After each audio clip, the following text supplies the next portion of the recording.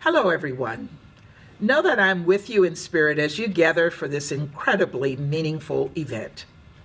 A few months ago, we celebrated the 75th anniversary of the Universal Declaration of Human Rights.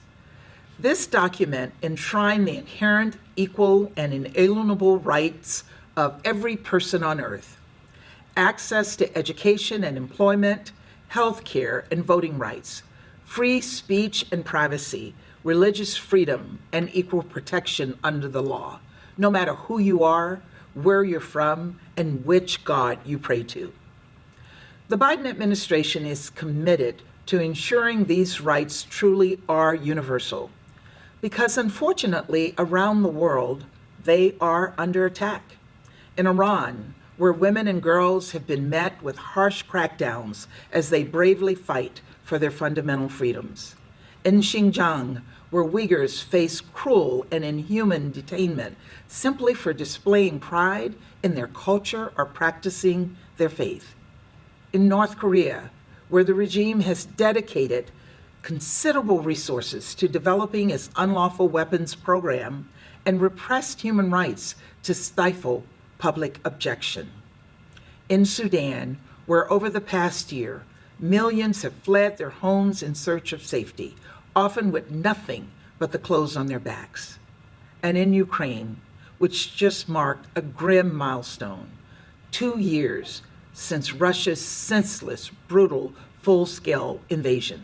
That's 2 years of brave Ukrainians fighting to preserve their democracy, their culture, and their right to self-determination. Over the course of the last 3 years, I have often raised these issues in the Security Council, a body designed to promote international peace and security, because we know that without human rights, you can't have peace and security at all. Of course, no country is perfect, and indeed the United States continues to grapple with our own failures of democracy, our own stumbling blocks on the road to truly universal human rights. As an African American woman who grew up in the segregated South, I have seen these stumbling blocks firsthand. But it's not just our wrongs that define us as a nation, but how we address them so as not to repeat them. That charge is part of why visits by special procedures mandate holders are so important. Last year, the United States welcomed the Special Rapporteur on the promotion and protection of human rights and fundamental freedoms while countering terrorism for the first ever visit by a mandate holder to Guantanamo Bay.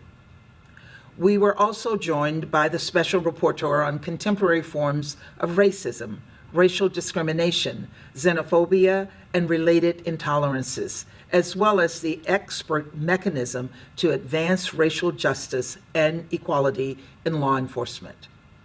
And we look forward to welcoming the Special Rapporteur on the right to education in the coming months. These visits are not always easy.